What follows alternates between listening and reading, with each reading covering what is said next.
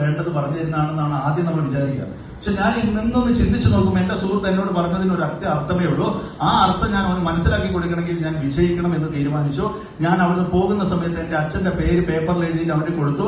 കൃഷ്ണൻകുട്ടി എന്നാണ് എന്റെ അച്ഛന്റെ പേര്. പേപ്പറിൽ മടക്കി കൊടുത്തിട്ട് അവന് വീട്ടിൽ പോയിട്ട് നോക്കിയാൽ മതി എന്ന് പറഞ്ഞു. കാരണം അവൻ ഈ പറയുന്ന സമയത്ത് അവന്റെ കൂടെയുള്ളവർ കൂടി ചിരിക്കുക ചെയ്ത് കളിയാക്കാണ് നമ്മളെ. ഇത് നമ്മൾ ബിസിനസ് ചെയ്യുന്നു എന്ന് പറയുന്ന സമയത്ത്. അത് കഴിഞ്ഞ് ഞാൻ ശക്തമായിട്ട് കണ്ണൂരിലേക്ക് വന്നു, ബിസിനസ് തുടങ്ങി. ഞാൻ ബൈക്ക് ഉണ്ടായിരുന്നു, എനിക്കൊരു പൾസർ ബൈക്ക്.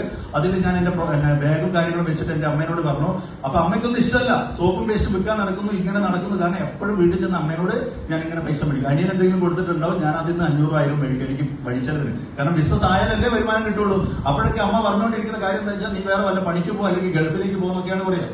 ഹലോ, ഇങ്ങനെ പറഞ്ഞുകൊണ്ടിരിക്കുന്ന സമയത്ത് ഒരു ദിവസം ഞാൻ തീരുമാനിച്ചു, ബൈക്ക് എടുത്തു, ബാഗൊക്കെ വെച്ചിട്ട് ഞാൻ അമ്മേനോട് പറഞ്ഞു, അമ്മേന്റെ ആഗ്രഹം പോലെ ഞാൻ ഗൾഫിലേക്ക് പോവാണ്. അമ്മയ്ക്ക് ഭയങ്കര സന്തോഷത്തിൽ എന്നോട് ചോദിച്ചു എങ്ങോട്ടാ പോകുന്നത്. അപ്പൊ ഞാൻ പറഞ്ഞു, ഈ ഗൾഫിലേക്ക് പ്രത്യേകത ഉണ്ട് അമ്മ, ഈ ഗൾഫിലേക്ക് പോകാൻ പാസ്പോർട്ട് വേണ്ട. കാരണം എനിക്ക് പാസ്പോർട്ട് ഇല്ലാന്നുള്ളത് അമ്മയ്ക്ക് അറിയാം.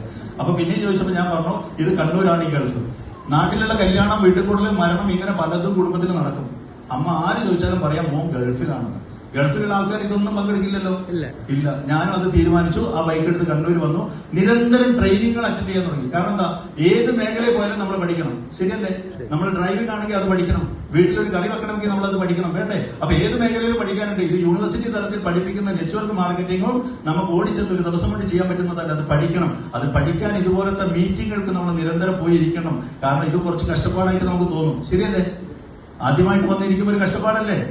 ഈ കഷ്ടപ്പെട്ട് നമ്മൾ ഇതൊന്ന് പഠിച്ചെടുത്താൽ കിട്ടുന്ന ഒരു പ്രത്യേകത എന്താണെന്നറിയോ? കഷ്ടപ്പെട്ട് പഠിച്ചെടുക്കുമ്പോൾ നമുക്ക് പതുക്കെ കുറച്ച് കാര്യങ്ങളൊക്കെ ആദ്യം നമ്മൾ പെടുക ചെയ്യാം. നമ്മളെ കൂട്ടുകാരോ ബന്ധുക്കളോ വിളിച്ച് നടുവിലിരുത്തി പപ്പറിപ്പറേ ഇരിക്കുക. എണീറ്റ് പോകാനും പറ്റൂല. ശരിയല്ലേ? ആദ്യമായിട്ട് വന്നൊരു അവസ്ഥ, അപ്പുറത്തും ഇപ്പുറത്തും ആളുണ്ട്. എണീറ്റ് അങ്ങോട്ടും പോകാൻ പറ്റില്ല, ഇങ്ങോട്ടും പോകാൻ പറ്റില്ല. ഇവിടെ വന്നപ്പോൾ ഫോൺ ഓഫാക്കാനും പറഞ്ഞു. ആകെ പെട്ടിരിക്കുക. രണ്ടാമത്തെ എന്താണെന്നറിയോ? ഈ മീറ്റിംഗിൽ ഇങ്ങനെ ഇരിക്കുക എന്ന് പറയുന്നത് തന്നെ കഷ്ടപ്പാടാണ്. ശരിയല്ലേ? ഇത് കഷ്ടപ്പെട്ട് ചെയ്ത കുറച്ച് ആൾക്കാരാണ് ഇവിടെ വന്നിട്ട് പൊന്നാടയൊക്കെ മേടിച്ചിട്ടത്. നിങ്ങൾ കണ്ടിരുന്നോ? അതെന്തുകൊണ്ടാണെന്നറിയോ? അവര് അത് ഇഷ്ടപ്പെടാൻ തുടങ്ങി എന്നുള്ളതുകൊണ്ടാണ്. അപ്പൊ മൂന്നാമത്തെ പെടലാണ് ഇഷ്ടപ്പെടല്. ആ ഇഷ്ടപ്പെട്ടുകൊണ്ട് ഇവിടെ വന്ന് പൊന്നാടയും പൊക്കെയൊക്കെ മേടിച്ച ആളുകൾ ഞാൻ സത്യത്തിൽ അഭിനന്ദിക്കുകയാണ് അവരൊക്കെ. കാരണം എന്താ അറിയോ? ജീവിതത്തിൽ നമുക്കൊക്കെ ഒരു സമയത്ത് ഒരു പൊന്നാടയും പൊക്കയും കിട്ടും. നമുക്കൊക്കെ കിട്ടും, എല്ലാവർക്കും കിട്ടും. പക്ഷെ അത് കാണാനുള്ള യോഗം നമുക്ക് ഉണ്ടാവില്ല. കാരണം പൊന്നാട പട്ടിന്റെ കളറിലും പൊക്ക വട്ടത്തിൽ നാട്ടുകാർ കൊണ്ടത് വെച്ചിട്ട് പോവുക ചെയ്യുക. ശരിയാണോ? അത് എല്ലാവർക്കും കിട്ടും. പക്ഷെ ഇവിടെ എല്ലാ സ്റ്റേജിലും അത് മേടിക്കാൻ പറ്റുന്നുണ്ടെങ്കിൽ അത് MILSൽ ഒരു അച്ചീവർ ആയതുകൊണ്ടാണ്. അത് ഇഷ്ടപ്പെട്ടുകൊണ്ട് അത് ചെയ്തത് കൊണ്ടാണ്. ഇഷ്ടപ്പെട്ടുകൊണ്ട് ചെയ്യുമ്പോൾ എന്ത് സംഭവിക്കുന്നറിയോ? നമ്മൾ രക്ഷപ്പെടും. ഈ നാലാമത്തെ പെടലിലേക്ക് എത്തണമെങ്കിൽ ആദ്യത്തെ കഷ്ടപ്പാട് നമ്മൾ സഹിക്കണം. അതിന് നിരന്തരം ട്രെയിനിങ് അറ്റൻഡ് ചെയ്തു, മീറ്റിംഗ് അറ്റൻഡ് ചെയ്തു. പതുക്കെ ഞാൻ ആദ്യത്തെ വണ്ടി മേടിച്ചു. ആദ്യത്തെ വണ്ടി ഒരു i20 ആണ്. സമയമായി. നിങ്ങൾക്ക് ബോറടിക്കണ്ടോ?